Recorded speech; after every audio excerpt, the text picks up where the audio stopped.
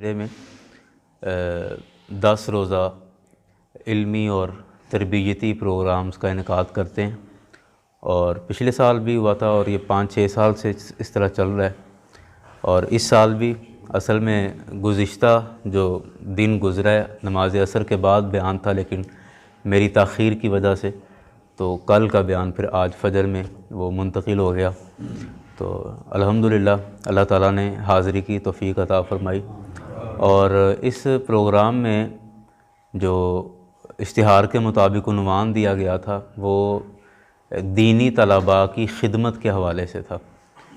اب یہ ایک ایسا مضمون ہے کہ اس کو ہم کھل کے بیان نہیں کر سکتے، کھل کے بیان کریں گے تو ہمارا چونکہ اپنا تعلق بھی دینی طلباء کے ساتھ ہے، اور بندہ طالب علم ہی ہوتا ہے ساری زندگی، اور طالب علم ہی رہنا چاہیے، تو وہ یوں بعض دفعہ محسوس ہوتا ہے کہ شاید یہ کوئی اپنی بات کر رہے ہیں، تو لیکن پھر بھی میں کوشش کروں گا کہ بڑے محتاط انداز میں اور اپنی بات بھی آپ تک پہنچا سکوں۔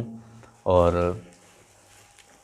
جزاک اللہ سے قرآن مجید سے ایک آیت مبارکہ تلاوت کی ہے۔ رب کائنات نے مطلقاً اس میں علم کی فضیلت اور علم حاصل کرنے والے کی فضیلت بیان فرمائی ہے۔ رب کائنات نے ارشاد فرمایا کہ انما یخشی اللہ من عبادہ العلماء، کہ بے شک اللہ کے بندوں میں اس کا ڈر اور اس کا خوف وہی رکھتے ہیں جن کو اللہ نے علم کی دولت عطا فرمائی ہے۔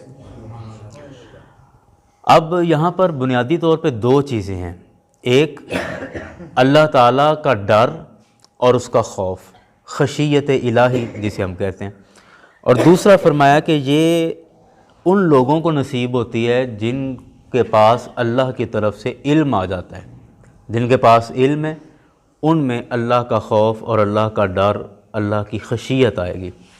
یہ ایک بنیادی سی الجھن ہے کہ علم سے مراد کیا ہے۔ ہمارے ہاں جب کوئی عالم دین تقریر کرتا ہے اور وہ علم کی فضیلت بیان کرتا ہے تو وہ کوشش کرتا ہے کہ میں ان ساری آیتوں اور ساری حدیثوں کا مصداق اپنی ٹیم پر لے آؤں، اور جب کسی یونیورسٹی میں کسی کالج میں کوئی پروفیسر علم پر بات کر رہا ہوتا ہے تو اس کی کوشش ہوتی ہے کہ میں یہ سارا علم کے فضائل یہ اپنی کیٹیگری پہ اور اپنے جو کولیگس ہیں ان پر سارا لے آؤں۔ تو لیکن بنیادی طور پر ہمیں یہ مسئلہ سمجھنے کی ضرورت ہے کہ جہاں بھی قرآن مجید نے علم کی فضیلت بیان کی یا رسول اکرم صلی اللہ علیہ وسلم نے علم کی فضیلت بیان کی تو اس سے مراد کیا ہے، کون سا علم ہے، کیا دینی علم ہے یا دنیاوی علم ہے، کیا مراد ہے اس سے؟ بنیادی طور پہ یہ بڑا آسان سا مسئلہ ہے کہ قرآن نے مطلقاً علم کہا، حدیث کے اندر بھی مطلقاً علم آیا، یہ دینی علم اور دنیاوی علم، نہ قرآن پاک نے اس کی کوئی وضاحت کی اور نہ حدیث شریف کے اندر اس کی کوئی وضاحت آتی ہے، علم ہی کہا گیا ہے۔ اب یہ دونوں علم ہے، دینی بھی علم ہے اور دنیاوی بھی علم ہے، اور دینی علم اور دنیاوی علم دونوں کی جب ہم اصل دیکھتے ہیں تو ان کی اصل قرآن مجید ہی ہے۔ آپ دنیاوی علم بھی دیکھیں کہاں سے نکلا، اس کی تانا بانا اور اس کی جڑیں اور اس کی تاریں کہیں نہ کہیں جا کے قرآن مجید سے ملتی ہیں، لیکن ہم بنیادی سے ایک اس کی وضاحت کرتے ہیں کہ علم کا مطلب ہوتا ہے جاننا۔ فلاسفہ نے، مناطقہ نے اپنے اپنے انداز میں اس کی ڈیفینیشن کی، اس کی تعریف کی، لیکن وہ اور طرف بات نکل جائے گی۔ بنیادی طور پہ علم کا مطلب ہے جاننا، لیکن ہر خبر علم نہیں ہوتی۔ یہ تھوڑی سی مشکل بات ہے، آپ سمجھ جائیں گے تو اگلی بات بڑی آسان ہو جائے گی کہ ہر خبر علم نہیں ہوتی، کیونکہ خبر کے اندر یہ کوالٹی، یہ خوبی ہوتی ہے کہ خبر جھوٹی بھی ہو سکتی ہے، خبر سچی بھی ہو سکتی ہے، اس لیے ہر خبر علم نہیں، وہ خبر علم بنے گی جو حقیقت کے مطابق ہو، اور جو خبر حقیقت کے مطابق نہیں وہ خبر علم نہیں ہے، وہ خبر جہالت ہے۔ میں آپ کو اس کی ایک مثال دیتا ہوں۔ مثال کے طور پہ باہر سے کوئی بندہ آیا اور اس نے ہم مسجد میں بیٹھے لوگوں کو بتایا، اس نے کہا جی یہ مسجد کی جو باہر والی دیوار ہے یہ سفید ہے، خبر دی آ کے بتایا کہ دیوار باہر کی سفید ہے۔ ہم نے جب جا کے اٹھ کے دیکھا تو جا کے دیکھا کہ وہ دیوار سفید نہیں تھی، دیوار پر جو رنگ ہوا ہے وہ سرخ رنگ ہوا ہے۔ اب یہ خبر تو آئی ہمارے پاس، خبر ملی، لیکن یہ علم نہیں ہے۔ کیوں؟ کیونکہ یہ خبر حقیقت کے مطابق نہیں ہے، غلط خبر ہے، جھوٹی خبر ہے۔ اسی طرح دوسری مثال لیں کہ اگر کوئی بندہ ہمیں اندر آ کے بتاتا ہے جی مسجد کی باہر کی دیوار سفید ہے، خبر مل گئی ہمیں، ہم نے جا کے باہر دیکھا تو وہ دیوار واقعی سفید تھی، تو اب کیا کہیں گے کہ یہ خبر چونکہ حقیقت کے مطابق ہے تو مطلب یہ علم ہے۔ تو ہر خبر علم نہیں ہوتی، علم وہ خبر بنے گی جو حقیقت کے مطابق ہو۔ جو چیز حقیقت کے مطابق ہے وہ علم ہے، اور جو حقیقت کے مطابق نہیں ہے وہ علم نہیں ہے، وہ جہالت ہے۔ اب یہ اتنی تو تھی مشکل بات، اب آسان بات یہ ہے کہ کائنات کی سب سے بڑی حقیقت اللہ تعالیٰ کی ذات ہے۔ اس کائنات کی سب سے بڑی حقیقت اللہ تعالیٰ کی ذات ہے۔ تو جو پہلے بات ہوئی کہ جو خبر حقیقت کے مطابق ہوگی وہی علم ہے، اور جو خبر حقیقت کے مطابق نہیں ہوگی وہ جہالت ہے۔ تو اب ان دونوں باتوں کو ملا کے جو اس کا نتیجہ نکلتا ہے وہ یہ نکلتا ہے کہ جو علم ہمیں اللہ کے قریب کر دے، اللہ کی خبر دے، اللہ کے بارے ہمیں اس کے قریب کر دے، وہی صحیح معنوں میں علم ہے، اور جو علم ہمیں اللہ سے دور کر دے وہ علم نہیں ہے، وہ جہالت ہے۔ یہ بنیادی سا اس کا سارا اس کا لب لباب نکل آیا، اس کا خلاصہ سارا نکل آیا۔ اب یہاں پر بھی پھر بات وہی آتی ہے، بعض لوگوں کے ذہن میں بھی یہ بات آئے گی کہ بات مولوی صاحب گھما پھرا کے پھر اپنی ٹیم کی طرف لے گئے۔ نہیں، ایسا نہیں ہے۔ ہم سائنس پڑھ کر بھی اللہ کی معرفت حاصل کر سکتے ہیں۔ مثال کے طور پہ ایک کان کا ڈاکٹر ہے، تو جب وہ کان پہ ریسرچ کرے گا تو دیکھے گا اس کے اندر کوئی مشینری تو نہیں لگی، اس کے اندر کوئی چپ تو نہیں لگی۔ اب یہ کیا ہے کہ گوشت کا ایک باریک سا لوتھڑا یا گوشت کی ایک چادر ہے جس کو ایک خاص طریقے سے موڑ کے یہاں پہ فٹ کر دیا گیا، اور پھر اس گوشت کے ٹکڑے کے اندر یہ صلاحیت پیدا ہو گئی کہ یہ ہر طرح کی آواز کو سن لیتا ہے۔ تیز آواز ہے، آہستہ ہے، بھاری ہے، باریک ہے، سریلی ہے، بے سری ہے، تمام چیزوں کی یہ ججمنٹ کر لیتا ہے، پہچان لیتا ہے۔ اب کان کا ڈاکٹر جب سائنس پڑھ رہا ہے اور کان پہ ریسرچ کر رہا ہے تو میرا خیال کہ اس کو اللہ کی معرفت کے راستے بڑے آسان ہو گئے کہ وہ یہ جو گوشت کو ایک خاص ترتیب کے ساتھ بنا کے اور اس میں اتنی صلاحیت پیدا کر دی گئی کہ یہ آوازیں سن لیتی ہے، اور ہر طرح کا یہ پرزہ ہر طرح کی آواز سن لیتا ہے۔ تو اس کا صاف مطلب یہ ہے کہ یہ کسی حادثے سے کان نہیں بنا، کسی دھماکے سے یہ کان وجود میں نہیں آ گیا، اس کا باقاعدہ کوئی بنانے والا ہے، کوئی ماسٹر مائنڈ ہے پیچھے جس نے اس کو بنایا ہے، اور وہ کون ہے؟ وہ یقیناً جب اس طرح کا ہم سوچیں گے تو اللہ تعالیٰ کی طرف ہی ذہن جائے گا۔ تو ایک سائنس کا طالب علم بھی اللہ کی معرفت حاصل کر سکتا ہے اپنے علوم سے، اور اسی طرح دیگر بھی مثالیں میں دے سکتا ہوں، لیکن بات کو ہم آگے چلاتے ہیں۔ تو اصل علم وہ ہے کہ جو ہمیں اللہ کے قریب کر دے، اللہ کے رسول کے قریب کر دے، اور جو علم ہمیں اللہ اور اس کے رسول سے دور کرتا ہے وہ علم نہیں ہے، وہ جہالت ہے۔ بھلے وہ مدرسے میں پڑھایا جاتا ہے تو پھر بھی وہ جہالت ہے، وہ اسکول میں پڑھایا جاتا ہے تو پھر بھی وہ جہالت ہے، وہ کالج میں پڑھایا جاتا ہے تو تب بھی جہالت ہے، کسی اسلامک یونیورسٹی میں پڑھایا جاتا ہے تو پھر بھی جہالت ہے۔ علم وہی ہے جو ہمیں اللہ کی معرفت دے اور اس کے قریب کر دے، اور اسی علم کے متعلق قرآن کی ساری فضیلتیں، حدیث کے اندر جتنی بھی فضیلتیں علم کی بیان ہوئی ہیں وہ اسی علم کے متعلق بیان ہوئی ہیں کہ جو علم ہمیں اللہ کے قریب کر دے۔ اسی لیے اب اس وضاحت کے بعد اب ترجمہ سنیں۔ رب کائنات نے فرمایا کہ انما یخشی اللہ من عبادہ العلماء، کہ بے شک علم والے ہیں جو اللہ کی خشیت اور اللہ کا خوف اپنے دل میں رکھتے ہیں۔ اللہ کا خوف علم والے کو نصیب ہوتا ہے۔ حضرت شیخ سعدی شرازی رحمۃ اللہ علیہ کا فارسی کا بڑا مشہور ان کا شعر ہے کہ چوں شمع پہ علم باید گداخت، کہ بے علم نہ تواں خدا را شناخت۔ اس کا مطلب یہ ہے کہ موم بتی کی طرح، شمع کی طرح علم پر پگھلنے والا ہو جا، کہ بے علم نہ تواں خدا را شناخت، کہ بغیر علم والا تو خدا کو بھی نہیں پہچان سکتا، بغیر علم کے تو اللہ کی بھی معرفت حاصل نہیں ہوتی۔ آپ دیکھیں کافی سال پہلے کی بات ہے، میں رائمنڈ میں کوئی بینر لکھوا رہا تھا، 15-16 سال پہلے کی بات ہے، تو یہی آیت قرآن مجید کی میں بینر پہ لکھوا رہا تھا، تو عیسائی پادری تھے رائمنڈ کے، وہ وہاں پہ آ گئے، مجھے نہیں پتا تھا یہ عیسائی پادری ہیں، تو انہوں نے دیکھ کے کہا کہ یہ آپ لکھوا رہے ہو؟ میں نے کہا جی۔ کہتے یہ کیا لکھا ہوا ہے؟ میں نے آیت پڑھ کے سنائی۔ کہتے آپ کو اس کا ترجمہ آتا ہے؟ میں نے کہا ہاں۔ اس کا ترجمہ ہے کہ بے شک اللہ تعالیٰ سے علم والے ڈرتے ہیں۔ تو اب وہ تھوڑا ایسے گھمانے کے لیے کہتا لو جی اے تسی کی گل کیتی یا تواڈے قرآن چ کہڑی گل آ گئی، اسی تا کوئی علم والے نہیں ہے، اسی تا ان پڑھ لوگ ہاں تے اللہ تو ڈریدا ہے، بالکل ڈریدا ہے، سادے جے لوگ ہیں لیکن اللہ تو ڈرتا ہے، تو اے کی گل کہ علم والے ہی اللہ تو ڈر دے۔ میں کہ نہیں، آپ بات کو غلط سمجھیں یا غلط زاویے سے سمجھیں۔ مسئلہ دراصل یہ ہے کہ کسی بھی شے سے محبت اور کسی بھی شے سے الفت تبھی ہوتی ہے جب اس شے کے بارے پتہ ہو، یا کسی بھی شے سے خوف یا ڈر تبھی آتا ہے جب اس شے کے بارے پتہ ہو۔ آپ ایک چھوٹا سا بچہ جو 4-5 مہینے کا 6 مہینے کا بچہ ہے، اس کے سامنے آپ دہتا ہوا کوئلہ بھی کر دیں گے، وہ اس کوئلے کو بھی ہاتھ میں پکڑنے کی کوشش کرے گا۔ وہ چھوٹے سے بچے کے سامنے سانپ بھی آپ رکھ دو، زندہ سانپ رکھ دو، وہ سانپ کو بھی ہاتھ میں پکڑنے کی کوشش، وجہ کیا؟ اسے پتہ نہیں ہے، شعور نہیں ہے، علم نہیں ہے۔ اور جس کو علم ہے کہ یہ کوئلہ ہے، یہ آگ ہے اور یہ جسم جھلسا دے گا، جسم جلا دے گا، وہ کوئلے کے قریب بھی نہیں جائے گا، سانپ دیکھ کے ہی بھاگ جائے گا۔ تو کیا کہ جب ہمیں کسی شے کے بارے علم ہوتا ہے تو تبھی اس سے محبت یا نفرت جو بھی ہونا ہوتا ہے تبھی ہو رہا ہوتا ہے۔ تو اس لیے اللہ نے فرمایا کہ اللہ سے وہی لوگ ڈرتے ہیں کہ جن کو اللہ کے بارے پتہ ہے، جن کو اللہ کے بارے علم ہے۔ اب جتنا جتنا علم بڑھتا جائے گا، اللہ کا خوف اور اس کی خشیت کا دائرہ اتنا ہی وسیع ہوتا چلا جائے گا۔ جس قدر اللہ کے بارے آپ کا علم، آپ کی معرفت بڑھتی جائے گی، اسی طرح اللہ تعالیٰ کا خوف اور اس کی خشیت دل میں پیدا ہوتی جائے گی۔ اور ولایت کے درجوں میں سب سے پہلا درجہ ہی خشیت الہی کا ہے، اور جو علم سے آتی ہے۔ اب ان دونوں کو آپس میں ملا کے دیکھیں کہ خشیت الہی بغیر علم کے ممکن نہیں ہے۔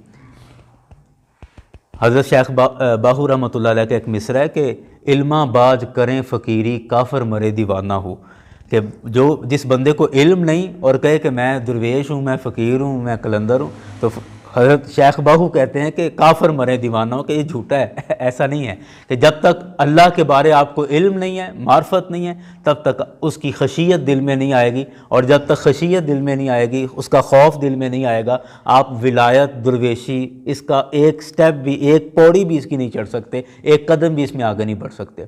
اچھا جی، اب آئیے میں بات کو سمیٹتا ہوں کہ جو علم حاصل کرتے ہیں اور علم دین پڑھتے ہیں، ان طلباء کی خدمت کے حوالے سے دراصل مضمون تھا۔ تو اب اس میں دیکھیں کہ اللہ کا کتنا شکر اور اس کا احسان ہے کہ دینی مدارس کی وجہ سے اسلام ہم لوگوں میں زندہ ہے۔ یہ میں اس کو بڑی تفصیل کے ساتھ بات کروں گا اس پہ کہ دینی مدارس کی وجہ سے اسلام ہم میں زندہ ہے۔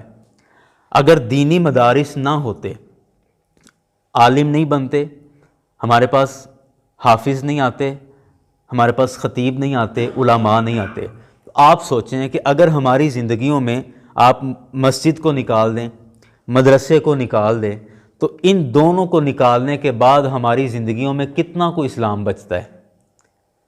بڑی معذرت کے ساتھ کہ ان دو چیزوں کے علاوہ ہماری زندگی میں اسلام کتنا کو بچا؟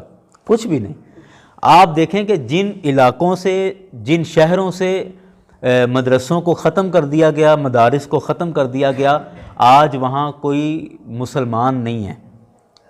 آپ حیران ہوں گے کہ حضرت امام بخاری کا حدیث کی دنیا میں کتنا بڑا نام ہے، اور حضرت امام بخاری کا اپنا شہر بخارا، جو کسی دور میں علم و معرفت کا مرکز ہوتا تھا، بڑے بڑے تعلیمی ادارے کسی دور میں وہاں تھے، لیکن جب یہ پچھلی صدی کے آغاز میں جب وہاں ساری تباہی مچی ہے اور یہ یورپ نے وہاں پہ اس کا قبضے ہوئے، تو مدارس وہاں کے بند کر دیے گئے۔ اب صورتحال یہ ہے کہ امام بخاری کے اپنے شہر میں آپ کو کوئی مسلمان نظر نہیں آئے گا۔ بخارا کے اندر، سمرقند کے اندر، ازبکستان کے اندر، آپ یہ پوری پٹی ادھر سے ایران سے آپ اوپر کی طرف چلے جائیں، جو چھوٹی چھوٹی ریاستیں جو اس میں یورپ سے جو الگ ہوئی تھیں، تو آپ ان میں جا کے دیکھیں کہ دینی مدارس ختم کر دیے، اور دینی مدارس ختم ہونے کی وجہ سے آج ان علاقوں میں آپ کو مسلمان بھی نظر نہیں آئیں گے۔ لیکن یہ اللہ کا شکر اور اس کا کرم ہے کہ ہمارے ہاں دینی مدارس باقی ہیں، اور دینی مدارس کی وجہ سے ہمارے پاس عالم موجود ہیں، ہمارے پاس حافظ موجود ہیں، ہمارے پاس قرآن پڑھنے کے لیے قاری موجود ہیں، ہمیں مسجد کے لیے امام صاحب کی کوئی زیادہ پریشانی نہیں ہوتی، جمعے کے لیے خطیب صاحب کا مسئلہ نہیں ہے، ہمیں جنازوں کے لیے پریشانی نہیں ہوتی، ہمارے پاس امام صاحب یا عالم صاحب وہاں پر موجود ہوتے ہیں، ہمیں نکاح کے لیے مسائل نہیں، دیگر جو ہماری ضروریات ہیں روزمرہ کی جو ان لوگوں سے یعنی علماء سے متعلقہ ہیں ان میں ہمیں پریشانی نہیں ہے۔ وجہ کیا کہ ہمارے پاس دینی مدارس موجود ہیں، اور پھر دینی مدارس کے ساتھ ہمارے کچھ بڑے ستیلوں والے سلوک ہوتے ہیں، اور وہ سلوک یہ ہے کہ ہمارے ہاں اکثر نا جو نئے نئے دانشور تازہ دانشور وہ کہتے ہیں جی یہ مدارس سے سائنسدان کیوں نہیں نکل رہے، اور انگریزوں نے فلاں چیز ایجاد کر دی تو ہمارے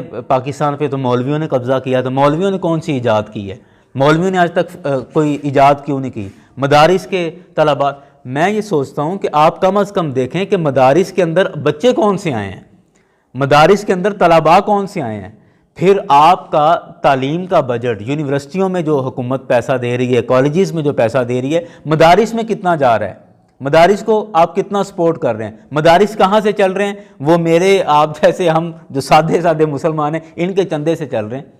ساری گرانٹیں اور سارا پیسہ آپ نے یونیورسٹیوں کو دے دیا، کالجز کو دے دیا، سکولز کو دے دیا، اور مدرسوں کو چھوڑ دیا زکاتوں پہ، مدرسوں کو چھوڑ دیا خیرات پہ، فطرانے پہ، پلتے رہو، کھالیں بیچو قربانی کرو ان پہ پلتے رہو، اور پھر ہمارے طبقے کا وہ حصہ، ہمارے بچوں کا، طلباء کا وہ حصہ کہ جو اسکول میں سیپلیاں لے کے آ گیا، جو محلے میں جس کی شرارتوں سے محلہ تنگ تھا، وہ اٹھا کے ہم مدرسوں کے اندر ڈال دیتے ہیں، الا ماشاءاللہ کوئی اکا دکا وہ مدرسوں میں ڈال دیتے ہیں، اور اس کے بعد پھر آپ ان بچوں سے توقع کر رہے ہیں کہ ان بچوں میں کوئی سائنسدان نہیں بن کے نکل رہا۔ میں کہتا ہوں وہ اللہ اور اس کے رسول کا نام لینے لائق ہو گیا، اتنا ہی بڑا ہو گیا کہ ہم دیکھیں کہ ہم پروڈکشن پر کہ یہ مدرسے سے کیا بن کے نکل رہا ہے، اس پر تو تبصرہ کر رہے ہیں، اس پر تو تبصرہ کریں وہاں مٹیریل کون سا استعمال کر رہے ہیں، طلباء ہمارے کون، جو ذہین بچہ ہے وہ یہ ڈاکٹر بنے گا، یہ بیوروکریٹ بنے گا، یہ فلاں بنے گا، اور جو تھوڑا ڈسیبل ہے، معذور ہے، وہ ہم چل جا رہا ہے وہ نہیں تو ساری بخشش کا ذریعہ بن جائے گا، یعنی اتنی سستی بخشش کہ اس کو مدرسے کے اندر ڈال دیں۔ یہ کچھ حقائق ہیں، اس لیے جتنا اچھا مٹیریل ہوگا چیز اتنی ہی خوبصورت آئے گی۔ اور ہمارا سب سے بڑا المیہ یہ ہے کہ غریبوں کے، غرباء کے بچے مدارس میں آتے ہیں، اور جو سرمایہ دار لوگ ہیں ان کے بچے مدارس میں نہیں آتے، وہ مدرسوں میں اپنے بچوں کو نہیں پڑھاتے۔ کیا صرف غریبوں کا ہی اللہ کے رسول صلی اللہ علیہ وسلم سے تعلق ہے؟ کیا غرباء کا ہی اللہ سے تعلق ہے؟ کیا نظام مصطفیٰ کے ساتھ کلمہ پڑھنے والے صرف غریب ہیں، امیروں نے کلمہ نہیں پڑھا؟ کیا امیروں کا نظام مصطفیٰ کے ساتھ کوئی تعلق نہیں؟ کیا امیر لوگوں کا رسول اکرم صلی اللہ علیہ وسلم کے دین کے ساتھ کوئی تعلق نہیں؟ تو جتنا سرمایہ دار طبقہ ہے آپ دیکھ لیں کہ ان کے کتنے بچے ہیں کہ جو مدارس کے اندر عالم بن رہے ہیں اور حافظ بن رہے ہیں، تو پھر نتیجہ کیا نکلے گا؟ نتیجہ وہی جو نکل رہا ہے، جو میں بھی دیکھ رہا ہوں اور آپ بھی دیکھ رہے ہیں۔ تو یاران گرامی، یہ سارے کچھ کڑوے حقائق تھے اور کچھ بے ترتیب سی باتیں تھیں جو میں نے عرض کر دی ہیں۔ پتہ نہیں یہ بات آپ کے مزاج کو کیسی لگی ہیں، لیکن بات یہ برحق تھی اور جو حقیقت تھی وہ میں نے آپ کے سامنے رکھی۔ سب سے زیادہ ضرورت ہے کہ ہم اپنے مدارس کو آباد کریں، مدارس کو آباد کریں، دین کی تعلیم کو عام کریں، اور اس کے لیے میں اکثر دوستوں سے کہتا ہوں کہ بچے کو عالم بنانے کا مطلب یہ نہیں ہے کہ وہ ہم بچے کو مولوی بنا رہے ہیں، نہیں، آپ اس کو دین کا علم تو کم از کم پڑھائیں، اس کے بعد اس کو کاروبار میں لگا دیں، اس کے بعد اس کو نوکریوں پہ لگائیں، جو اس سے کروانا چاہتے ہیں کروائیں، ساتھ اسکول بھی بچے پڑھ سکتے ہیں، پڑھ رہے ہیں آج کل، چل بھی رہا ہے تو، لیکن کم از کم بچوں کو بنیادی طور پر دین کی معلومات تو ہونی چاہیے، دین کا علم تو ہونا چاہیے۔ آج بڑی تیزی کے ساتھ، اور یہ میں بڑے افسوس کے ساتھ بات کر رہا ہوں کہ بڑی تیزی کے ساتھ ہم مسلمانوں کے بچے دہریے ہوتے جا رہے ہیں، اور ہم ویسے خوش ہیں کہ اسلام بڑا پھیل رہا ہے، یہ ہمارے اپنے گھروں میں یہ ڈاکے ڈل رہے ہیں، ہمارے اپنے لاہور کی یونیورسٹیوں کے اندر یہ زہر گھول گھول کے بچوں کو پلایا جا رہا ہے۔ اور میں اکثر یہ مثال دیتا ہوں، ہمارے راجہ دنگ کی مثال ہے، میں اس کا پردہ رکھتا ہوں، نام نہیں لیتا، تو ہمارے دوست ہیں تو ان سے کوئی سوالات تھے ان کے، تو مجھ سے ملاقات کے لیے آ گئے۔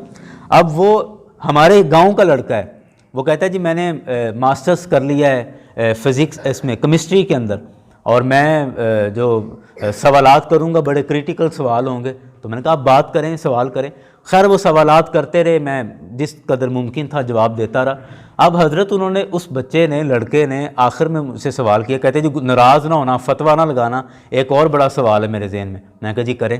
کہتے ہیں کہ جب رسول اکرم صلی اللہ علیہ وسلم کا نکاح سیدہ عائشہ صدیقہ رضی اللہ عنہا سے ہوا تھا تو سرکار کی عمر مبارک کتنی تھی؟ تو میں نے کہا کہ تقریباً 51 یا 52 سال تقریباً اتنی عمر تھی. اور سیدہ عائشہ صدیقہ رضی اللہ عنہا کی کتنی عمر تھی؟ تو اب ان کی عمر میں اختلاف ہے، اس لیے میں نے کوئی نمبر نہیں بتایا کہ اتنی عمر تھی. تو میں نے کہا ہاں ان کی عمر تھوڑی تھی. تو میری بازو پکڑ کے کہتا ہے لاما صاحب آپ بتاؤ کہ کیا یہ ظلم نہیں ہوا؟ استغفر اللہ ثم استغفر. اب آپ بتائیں، آپ یقین کریں کہ میں ہکا بکا رہ گیا کہ اب میں اس بندے سے کیا بات کروں کہ یہ کوئی ڈی ایچ اے سے یا ڈیفینس سے اٹھ کے نہیں آیا کہ کوئی باپ دادے رئیس تھے اور دین کا پتہ ہی نہیں تھا. یہ ہمارے گاؤں کا لڑکا ہے اور اس کا باپ ایک مسجد کے اندر مؤذن ہے، وہ خادم ہے. اور ہمارے گاؤں دیہات کے بچوں کے اندر اتنا زہر آ گیا یونیورسٹیوں میں پڑھ کے کہ وہ رسول اکرم صلی اللہ علیہ وسلم کی ذات پر اعتراض کرنے سے ان کو ذرا بھی لحاظ نہیں ہے. یہ پتہ نہیں چل رہا کہ میں یہ بات کن پر کر رہا ہوں، کس ذات پر میں یہ بات کر رہا ہوں. تو یہ کیوں ایسا ہوا؟ کیونکہ ہم نے اپنے بچوں کو بنیادی طور پر دین کا علم نہیں دیا، اور جب ان کو شہروں کے اندر پڑھنے کے لیے بھیج دیا تو وہ پھر جیسے درندوں اور بھیڑیوں کے ہاتھ لگے تو انہوں نے جو ان کا حشر نشر کرنا تھا وہ کیا، اور وہ کر رہے ہیں. میں انگلیوں پہ گن کے آپ کو ایسے نوجوان اپنے گاؤں سے کوئی 20 نوجوان آپ کو بتا سکتا ہوں کہ جو بہک چکے ہیں، اور اللہ تعالیٰ ہدایت دے. یوں لگتا ہے کہ اگر وہ اسی طرح چلتے رہے تو وہ آنے والے وقت میں خود کو مسلمان نہیں کہیں گے، وہ کہیں گے ہم سب انسان ہیں اور انسانیت سب سے بڑا مذہب ہے، اور یہ کیا مسلمان اور کوئی ہندو اور کوئی عیسائی، یہ کہ ہم سب انسان ہیں.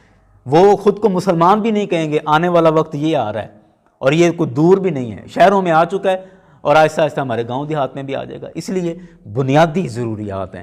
جس طرح خوراک ہمارے لیے ضروری ہے، اسی طرح دین کا علم حاصل کرنا بھی ہمارے لیے ضروری ہے. ایک بنیادی سا اصول ذہن میں بٹھا لیں کہ جتنی چیزیں ہم پر فرض ہیں ان تمام چیزوں کا علم حاصل کرنا بھی ہم پر فرض ہے. نماز، روزہ، اور صاحب نصاب پر زکوٰۃ، اور مالدار پر حج، یہ چیزیں فرض ہیں. جتنی چیزیں فرض ہیں ان کے متعلق علم حاصل کرنا بھی فرض ہے. اب نماز فرض ہے تو نماز کے متعلق علم حاصل کرنا بھی فرض ہے. اسی طرح جتنی چیزیں سنت ہیں ان کا علم حاصل کرنا بھی سنت ہے، اور جتنی چیزیں واجب ہیں ان کا علم حاصل کرنا بھی واجب ہے. یہ تو وہ علم ہے جو ہر مسلمان کے لیے ضروری ہے. تو ہمیں چاہیے کہ ہم اپنے بچوں کے لیے اپنے جس طرح ٹیوشن کے لیے اچھے سے اچھا ٹیچر ڈھونڈتے ہیں، اسکول کے لیے اچھی سے اچھی کلاس اور اچھے سے اچھا ادارات ہم تلاش کرتے ہیں، اسی طرح ان کے دین کے حفاظت کے لیے اور ان کے دین کی ایمان کی حفاظت کے لیے بھی اچھے مدارس کا انتخاب کریں.